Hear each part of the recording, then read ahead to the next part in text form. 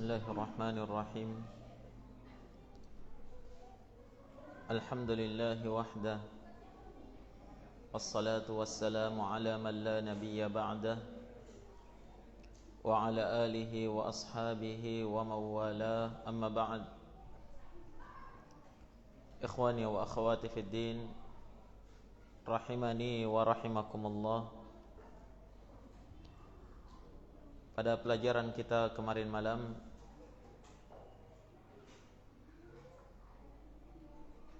kita telah membaca dari surah Maryam sampai pada ayat yang ke-6 ya, yang mana di akhir pada ayat yang ke-6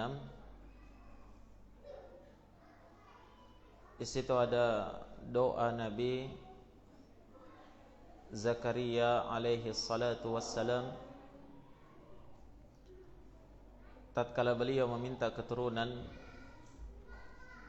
dari Allah Subhanahu wa ta'ala, yang mana tujuan dari keinginannya yang sangat kuat mendapatkan keturunan, walaupun itu secara medis mustahil ya, karena istrinya wanita yang mandul, sementara beliau sendiri telah tua renta. Maka namun sangat mengkhawatirkan akan agama Allah Subhanahu wa ta'ala, maka beliau tetap meminta keturunan. Diisyaratkan dalam permintaan beliau, yarithuni wa yarithu min ali Ya'qub. Beliau meminta seorang putra yang akan mewarisi dia dan mewarisi keluarga Nabi Ya'qub alaihi salatu wassalam, yakni dalam ilmu, keimanan dan kenabian.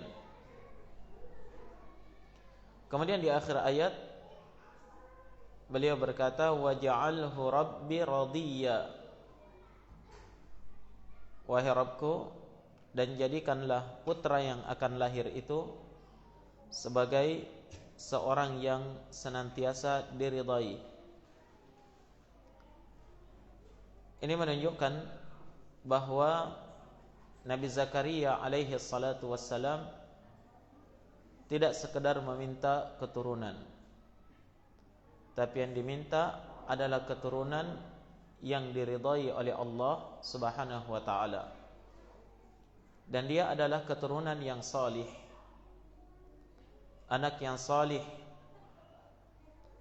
yang senantiasa mencari keridaan Allah, kemudian keridaan kedua orang tuanya. Nah, demikianlah ikhwani fillah, harusnya seorang muslim tatkala dia mengharapkan suatu keturunan, maka hendaklah yang diharapkan adalah keturunan yang salih, keturunan yang senantiasa diridai oleh Allah Subhanahu wa ta'ala kehidupannya. Dan di sini ada dalil yang menunjukkan betapa pentingnya seseorang itu meminta keturunan yang salih. Kenapa? Karena hanya keturunan yang salih ini yang akan bermanfaat, yang akan menjadi qurrata a'yun, penyejuk pandangan mata bagi kedua orang tuanya dunia dan akhirat. Nah, di sini kita melihat seandainya Nabi Zakaria alaihi salatu wassalam, dari kondisi beliau yang sudah tua renta sangat mengharapkan seorang anak, maka ya, sangat pantas kalau seandainya beliau meminta yang penting dilahirkan untuknya anak, ya kan? Karena betapa butuhnya beliau terhadap keturunan. Tapi beliau sadar betul bahwa keturunan sekedar keturunan atau keturunan yang tidak membawa keberkahan dan keridhaan Allah, ini tidak akan mendatangkan kebaikan, justru menjadi malapetaka bagi kedua orang tuanya.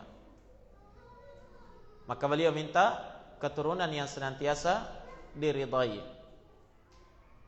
Dan ini sama dengan permintaan Nabi Ibrahim alaihi salatu wassalam tatkala beliau di usia yang sudah senja juga dan belum diberikan keturunan oleh Allah. Ya, dalam doa beliau yang masyhur dalam Al-Qur'an, ya. Apa doanya Nabi Ibrahim? Rabbi habli minas salihin. Wahai Rabbku, anugerahkan kepadaku anak yang salih. Ingat, anak yang salih. Beliau tidak minta, ya Allah anugerahkan kepadaku anak, keturunan, tidak. Tapi keturunan yang salih, keturunan yang akan melanjutkan perjuangan dakwah ilallah, keturunan yang akan mewarisi ilmu dan keimanan, keturunan yang akan menjadi penyejuk pandangan mata bagi kedua orang tuanya dunia dan akhirat. Tayyib, ikhwani fillah, kita lanjutkan pada ayat berikutnya. Kita baca, ya, pada ayat yang ke-7 dan seterusnya. Allah Subhanahu wa taala berfirman, a'udzu billahi minasyaitonir rajim. Ya Zakaria, inna nubashshiruka bighulamin ismuhu Yahya lam naj'al lahu min qablu samiyya. Qala rabbi anna yakunu li ghulamun wa kanat imraati 'aqira وقد بلغت من الكبر عتيا قال كذلك قال ربك هو علي هين وقد خلقتك من قبل ولم تك شيئا. Allah Subhanahu wa taala berfirman, wahai Zakaria, inna nubashshiruka bighulam, sungguh kami memberikan berita gembira kepadamu dengan terlahirnya seorang putra, seorang anak, ismuhu Yahya, yang namanya adalah Yahya. Lam naj'al lahu min qablu samiyya, yang mana kami tidak pernah menjadikan yang sama dengannya sebelum ini. Baik. Di dalam ayat ini jamaah sekalian, kita melihat bagaimana Allah Subhanahu wa taala menjawab permintaan Nabi Zakaria alaihi salatu wassalam. Tatkala Allah memberikan berita gembira kepada beliau akan terlahir dari istrinya seorang anak yang bernama siapa? Bernama Yahya, Yahya bin Zakaria. Nah, perhatikan keajaiban sebuah doa. Perhatikan kekuatan doa yang dipanjatkan oleh orang-orang yang saleh, oleh Nabi dan Rasul Allah.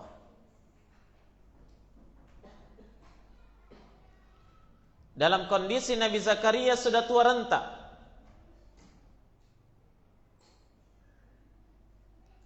beruban, telah lemah tulang belulangnya, lemah lahir dan batin, ditambah lagi istri yang mandul.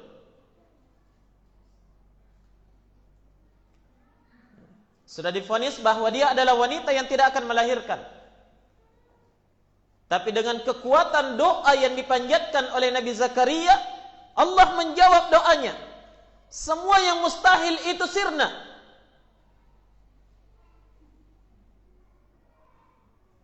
Ya Zakaria, Allah menjawab, wahai Zakaria, inna nubashshiruka bighulam, sungguh kami memberikan berita gembira kepadamu akan terlahirnya seorang anak. Nah, jadikan pelajaran jamaah sekalian bahwasanya kekuatan doa bagi seorang yang beriman itu adalah sesuatu yang tidak ada tandingannya.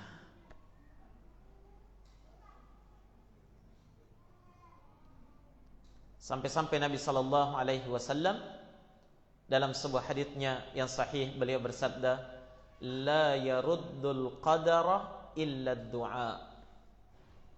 Tidak ada yang bisa merubah takdir kecuali doa. Nah, kekuatan doa itu adalah kekuatan yang paling hebat.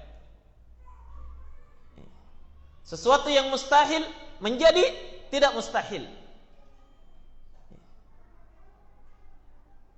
Secara medis tidak bisa lagi melahirkan, tapi dengan kekuatan doa bisa melahirkan.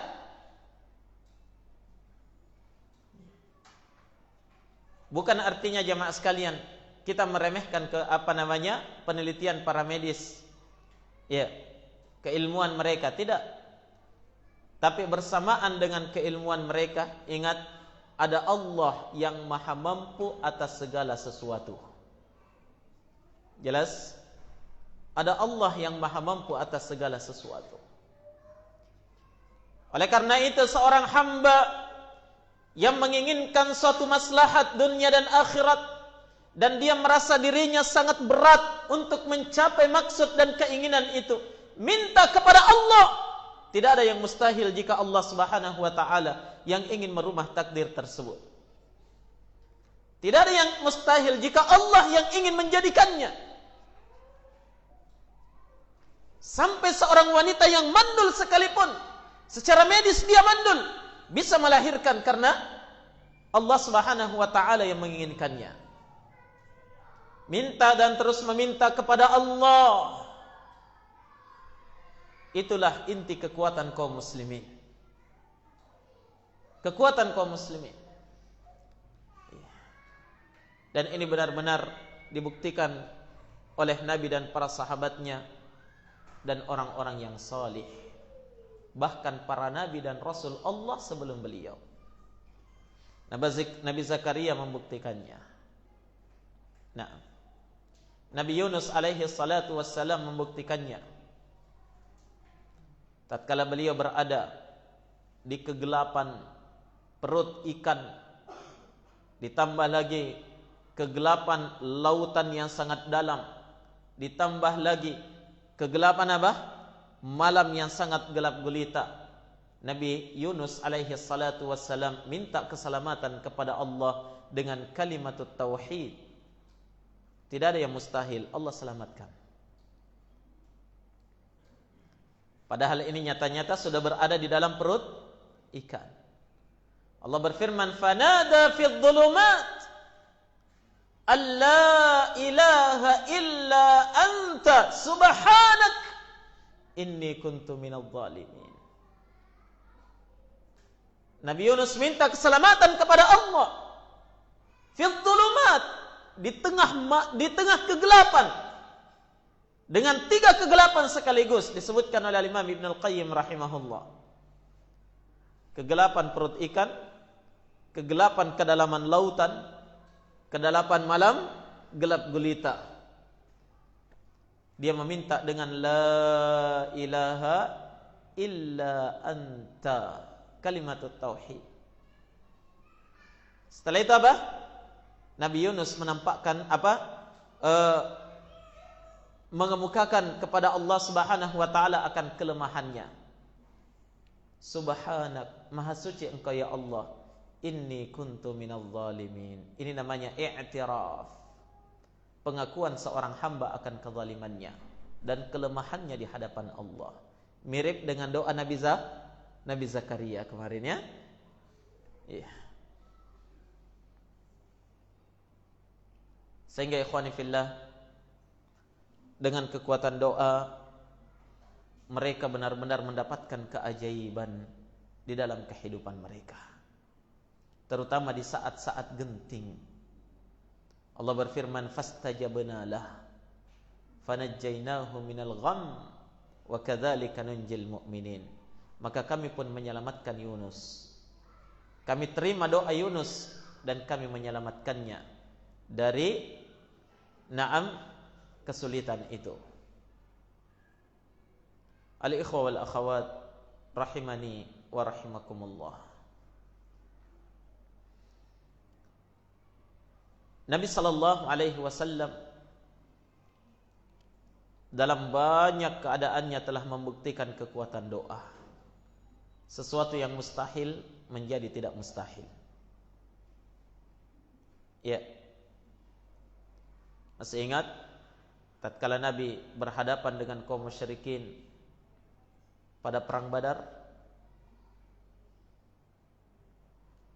Jumlah yang sangat tidak seimbang. 300 tentara kaum muslimin harus berhadapan dengan pasukan kaum musyrikin yang berjumlah berapa? 1000 orang lebih. Dalam keadaan kaum muslimin tidak siap perang. Peralatan pertempuran sangat minim karena mereka memang tidak bersiap untuk perang ketika itu. Menghadapi kaum musyrikin 1000 orang lebih dengan persenjataan lengkap siap perang.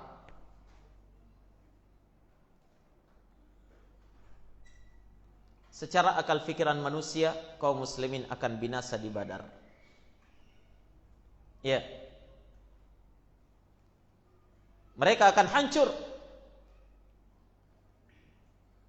Jumlah yang tidak seimbang, persenjataan yang tidak seimbang. Tapi ingat, Nabi dan para sahabatnya punya satu kekuatan yang tidak terkalahkan. Yaitu apa? Kekuatan doa kepada Allah. Disebutkan oleh Abu Bakar As-Siddiq radhiyallahu taala an, ketika itu Nabi sallallahu alaihi wasallam masuk ke dalam kemahnya.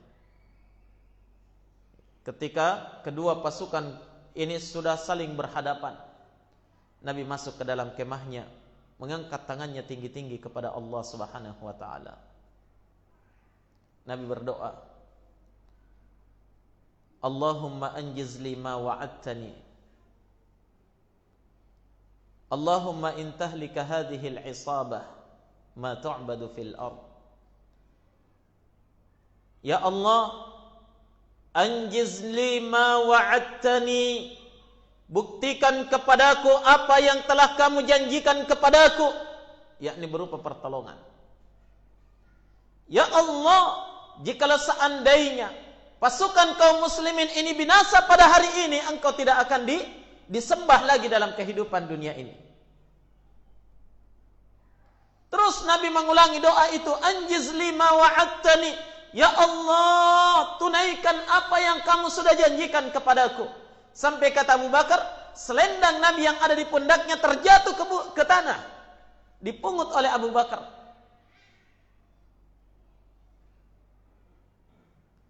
Nabi terus meminta, tidak berhenti meminta, tidak berhenti mengangkat tangannya ke langit, minta kepada Allah Subhanahu wa taala, sampai turun Jibril menyampaikan wahyu kepada Nabi.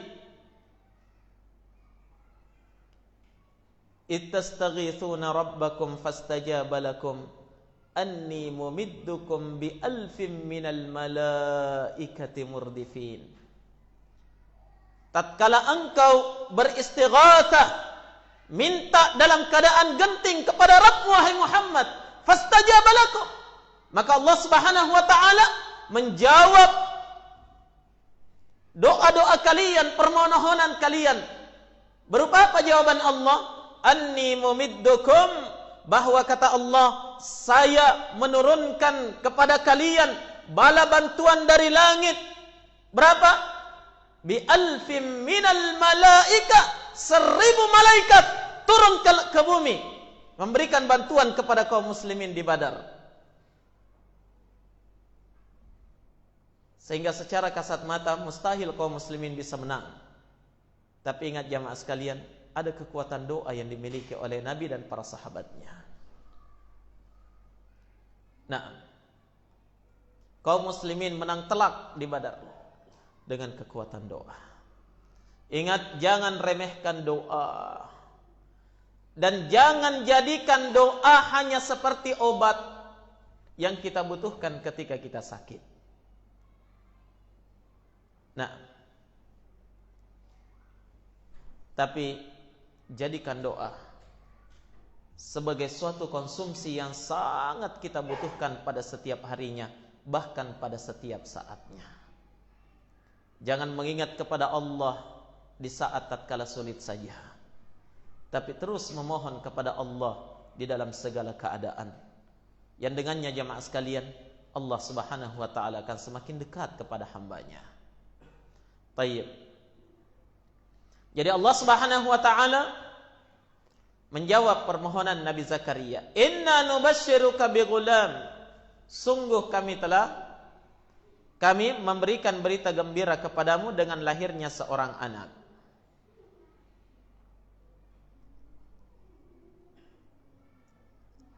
Naam. Di dalam surah Ali Imran Allah Subhanahu wa taala menyebutkan kisah ini juga dengan versi yang lebih lengkap ya. Allah Subhanahu wa taala berfirman, "Hunalika da'a Zakaria rabbah. Qala rabbi habli min ladunka dzurriyyatan thayyibah. Innaka antas sami'ud du'a. Innaka sami'ud du'a." Di sanalah Zakaria berdoa kepada Rabbnya, "Wahai Rabbku, habli, anugerahkan kepadaku, min ladunka, darimu, dzurriyyatan thayyibah, keturunan yang baik." Coba lihat, minta bukan sekedar keturunan yang baik. Nah, innaka sami'ud du'a, sungguh engkau ya Allah Maha mendengar terhadap seluruh doa. Kata Allah, "Fanadathul malaikatu wa huwa qa'imun yusalli fil mihrab. Anna Allah yubashshiruka bi Yahya musaddiqan bi kalimatin min Allah wa sayyidan wa hasuran wa nabiyyan minas salihin." Maka malaikat berseru kepada Zakaria tatkala Zakaria ketika itu berdiri sementara salat di mihrabnya, tempat ibadahnya ya. Datang malaikat memberikan berita gembira kepadanya. Annallaha yubashshiruka bi Yahya, wahai Zakaria, sungguh Allah telah memberikan berita gembira kepadamu akan lahirnya seorang anak yang bernama Yahya, musaddiqan bi kalimatin minallah. Dia adalah seorang putra yang akan membenarkan kalimat dari Allah Subhanahu wa taala, wa sayyida, dia adalah seorang anak yang kelak akan menjadi seorang pemimpin, sayyid, seorang penghulu. Dia akan menjadi seorang nabi dan dia adalah seorang anak yang salih. Betapa gembiranya jamaah sekalian ketika ada orang yang diberikan berita gembira yang seperti ini ya.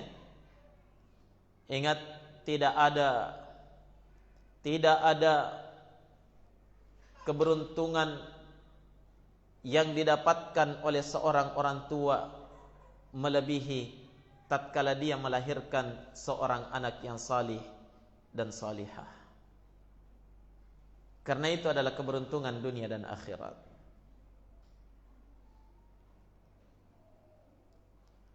Nabi Zakaria, anaknya belum lahir, sudah diberikan berita gembira seperti ini. Kamu nanti akan melahirkan seorang anak, akan menjadi pemimpin, seorang nabi, seorang yang salih. Luar biasa. Nah, kemudian di dalam ayat ini jamaah sekalian, dalam surah Maryam ini, Allah Subhanahu wa taala menyebutkan di akhir ayat, lam naj'al lahu min qablu samiyya. yang mana anak yang akan lahir yang bernama Yahya ini tidak ada samanya sebelumnya. Di sini terjadi khilaf, perselisihan pendapat di kalangan ulama ahli tafsir ya. Apa maksudnya tidak ada samanya? Samia. Ya, di sini kata samia yang diperselisihkan ya. Al-Imam Qatadah Ibnu Di'amah Abul Khattab As-Sadusi rahimahullah. Demikian pula Al-Imam Ibnu Juraij. Ya. Beliau menafsirkan ay lam yusammi ahadun qablahu. Lam yusamma ahadun qablahu bihadzal ismi. Maknanya adalah ya, tidak ada seorang pun sebelumnya yang bernama dengan nama ini. Jadi lam naj'al lahu min qablu samia, kami tidak menjadikan sebelumnya ada samanya, maksudnya dari sisi namanya. Begitu penafsiran Qatadah ya, Ibnu Juraij, dan ini yang dirajihkan oleh Al-Imam Ibnu Jarir At-Tabari rahimahullah dalam tafsirnya. Jadi belum ada orang yang sama sebelumnya bernama Yahya. Dan ini adalah nama yang luar biasa hebat. Diterangkan oleh Syekh Abdurrahman bin Nasir As-Sa'di rahimahullah dalam tafsir beliau bahwa sungguh Allah telah memberikan kepadanya putra sekaligus sudah diberikan nama yang tidak ada samanya sebelumnya. Dia adalah Yahya dalam bahasa Arab. Yahya itu maknanya adalah dia hidup. Kata Sa'di rahimahullah, benar-benar nama ini sama dengan yang diberi nama terhadapnya. Ya, sama dengan orang yang bernama dengan nama itu. Dia hidup hatinya. Ya. Dia hidup dengan penuh keberkahan jasadnya. Dia adalah seorang yang bernama Yahya. Nah, jadi tidak ada samanya. Adapun Al-Imam Mujahid rahimahullah, beliau menafsirkan samia maknanya di sini adalah syabiha. Tidak ada satu pun yang sama, yakni yang serupa dengan Yahya dari sisi keutamaan sebelumnya. Tapi ini ditentang oleh sebagian ulama ya. Kenapa? Karena ya, ada beberapa nabi dan rasul Allah yang terlahir sebelum Yahya. Itu tentunya lebih mulia dari Nabi Yahya ini. Siapa dia? Abul Anbiya, bapaknya para nabi, Nabi Ibrahim alaihi salatu wassalam, ya kan? Nabi Ibrahim lebih dahulu daripada Nabi Yahya, ya. Karena Ibrahim melahirkan Nabi Yakub, ya kan? Ya. Kemudian Nabi Ibrahim melahirkan Nabi Ishak, ya. Ishak melahirkan Yakub. Yakub yang melahirkan nabi-nabi Bani Israel, ya, dari keturunan beliau. Jadi Nabi Ibrahim lebih dahulu terlahir dan beliau lebih mulia dan lebih baik daripada Nabi Yahya. Ya. Demikian pula Nabi Nuh alaihi salatu wassalam lebih dahulu lagi lahirnya. Taib. Maka yang benarnya di sini insyaallah apa yang dibenarkan atau yang dikuatkan oleh Imam Ibnu Jarir At-Tabari bahwa lam naj'al lahu min qablu samia, ya, tidak ada samanya dari orang-orang sebelumnya, maknanya adalah dari sisi namanya. Belum ada yang bernama Yahya sebelumnya. Adapun setelahnya sudah banyak namanya Yahya. Baik. Kemudian berikutnya Allah berfirman, Qala rabbi anna yakunu li ghulamun wa kanat imraati aqira. Zakaria berkata, wahai Rabbku, bagaimana mungkin saya bisa melahirkan seorang anak sementara istri saya adalah seorang wanita yang mandul, aqira. Secara medis sudah divonis mandul. Ditambah lagi wa qad balagtu minal kibari itiyya. Sementara saya juga sudah mencapai umur yang tua renta, itiya, yang sudah lemah. Perhatikan jamaah sekalian.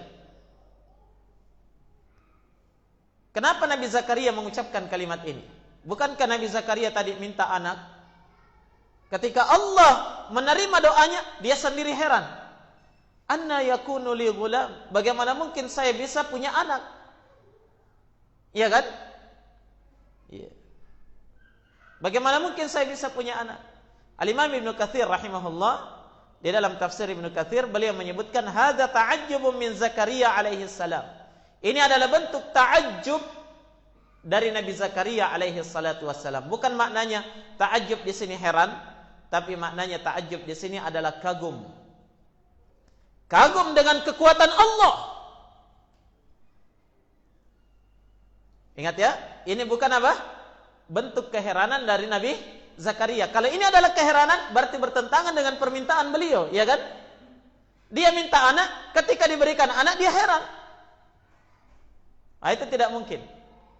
Jadi ketika Nabi Zakaria minta keturunan, Allah berikan berita gembira dengan lahirnya seorang anak bernama Yahya, beliau pun kagum dengan kehebatan dan kekuatan Allah itu. Bagaimana mungkin? Maksudnya di sini dia kagum, luar biasa ini. Bisa-bisanya saya bisa punya anak. Wa kanat imraati aqira, sementara istri saya ini mandul. Sudah kita singgung kemarin ya, bahwa ini perbedaan antara istri Nabi Zakaria dengan istri Nabi siapa? Nabi Ibrahim alaihi salatu wassalam. Kalau istri Nabi Ibrahim memang tidak mandul, ya, cuma belum diberikan anak sampai umur tua. Kalau istri Nabi Zakaria memang mandul, tapi dengan kehebatan dari Allah, ya, kekuatan dari Allah, kemurahan dari Allah, Allah berikan kepadanya seorang anak, melahirkan dia. Nah, istri saya mandul ya Allah, dan saya telah mencapai umur kibar, umur yang sudah tua, itiya. Apa artinya itiya? Ada yang menyebutkan bahwa itiya maknanya adalah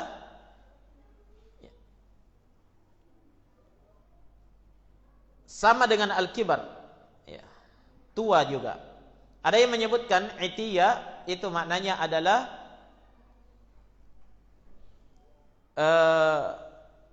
sudah kering. Orang Arab ketika mengibarahkan sesuatu yang kering, dia mengatakan ata ya'tu, artinya kering. Maksudnya apa?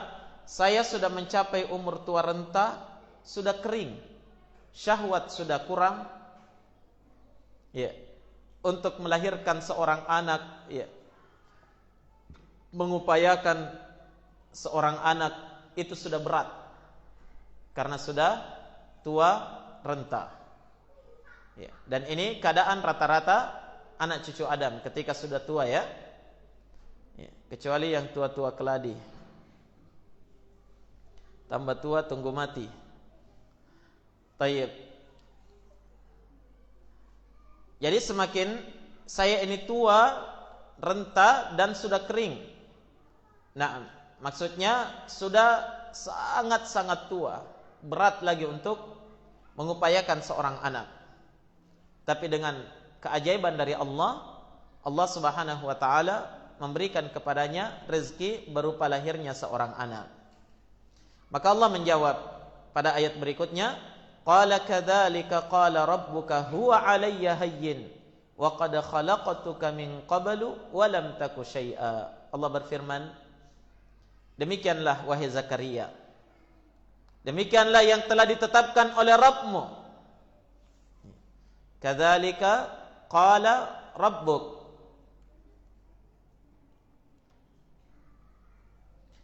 demikianlah yang telah difirmankan oleh Rabbmu wahai Zakaria, yakni merupakan ketetapan Allah. Nah, Allah selanjutnya mengatakan huwa alayya hayyin, perkara itu sangat mudah bagiku. Walaupun kamu sudah tua renta, syahwat sudah semakin kurang, istri juga sudah mandul ya. Istri mandul ya. Tapi kata Allah, huwa alayya hayyin. Itu sangat mudah bagi saya, kata Allah. Sangat mudah untuk memberikan kepadamu keturunan. Tidak ada yang mustahil bagi Allah Subhanahu wa taala. Nah, kemudian Allah menjelaskan kepada Nabi Zakaria perumpamaan bahwa tidak ada yang mustahil bagi Allah dan semuanya mudah bagi Allah kalau Allah berkehendak. Apa perumpamaannya? Kata Allah, wa qad khalaqtuka min qablu wa lam taku syai'a. Dan wahai Zakaria, saya telah menciptakan engkau sebelum ini, sementara ketika itu kamu belum ada apa-apanya. Allah mampu, ya kan? Itu perumpamaan. Artinya apa? Kalau kamu saja dahulu tidak ada apa-apanya, saya bisa ciptakan engkau menjadi seorang manusia. Kenapa saya tidak bisa menciptakan untukmu seorang anak? Ya, luar biasa perumpamaan Allah Subhanahu wa taala di sini. Dan ini keadaan seluruh manusia, anak cucu Adam. Sebelumnya tidak ada, ya kan? Setelah itu Allah adakan kita. Walaupun melalui proses-proses, tapi ada yang tidak melalui proses, iya kan? Ya, seperti seperti Adam dan Hawa. Ya, seperti siapa? Nabi Isa alaihi salatu wassalam, yang akan dijelaskan nanti juga pada ayat berikutnya tentang kisah beliau. Demikian pula tentang beberapa hamba Allah yang Allah inginkan terjadi lahir di permukaan bumi, Allah ciptakan dia tidak melalui proses sebagaimana keumuman manusia. Tapi pada hakikatnya jamaah sekalian, apakah dia melalui proses yang Allah sudah tentukan atau dia tidak melalui proses tersebut? Ingat, Allah Maha mampu menciptakan manusia dari sesuatu yang sebelumnya tidak ada. Faham? Ya. Dari sesuatu yang sebelumnya tidak ada. Allah Maha mampu. Nah, dan adanya Allah Subhanahu wa taala menentukan kelahiran manusia itu keumumannya melalui proses yang kita pahami bersama. Kemudian ada beberapa orang yang keluar dari kebiasaan tersebut. Ini Allah Subhanahu wa taala ingin memperlihatkan kepada manusia akan besarnya kekuatan kudrat Allah di dalam menciptakan makhluknya. Bahwa apa yang Allah tetapkan berupa proses itu hanyalah sebuah proses. Semuanya berada di bawah kehendak dan takdir Allah. Bukankah jamaah sekalian, banyak orang yang telah berikhtiar melalui proses-proses itu, tapi ketika Allah tidak berkehendak memberikan kepadanya seorang anak, Allah tidak berikan kepadanya. Faham? Maka demikian pula, kalau Allah berkehendak untuk menciptakan seorang manusia, walaupun tidak melalui proses tersebut, maka Allah Maha mampu atas segalanya. Ya, Masya Allah. Di sini kita semakin sadar akan besarnya kudrat dan kekuatan Allah Subhanahu wa taala. Innama amruhu idza arada syai'an ay yaqula lahu kun fayakun. Cukup mengatakan jadi maka jadilah ketika Allah Subhanahu wa taala ingin mengadakan sesuatu dengan kekuatan dan kudrat Allah Subhanahu wa taala. Dan dengan demikian jamaah sekalian, kita sebagai seorang hamba ketika membaca kisah-kisah yang seperti ini harusnya semakin sadar akan kelemahan kita. Kelemahan kita di hadapan kekuatan Allah Subhanahu wa taala. Kita adalah hamba yang diatur. Kita adalah hamba yang lemah. Sebanyak apapun harta yang kita miliki, sekuat apapun tenaga yang saat ini Allah berikan kepada kita, sesehat apapun tubuh kita, kita adalah hamba yang lemah di hadapan Allah. Karena ketika Allah ingin melakukan sesuatu, cukup mengatakan jadi, maka jadilah. Adapun kita jamaah, ya, betapa lemahnya kita. Bagaimanapun canggihnya teknologi di zaman ini, kita adalah hamba yang lemah. Lemah di hadapan Allah. Karena kalau Allah tidak menginginkan, ya, Allah tidak akan menjadikan hal tersebut. Tayyib.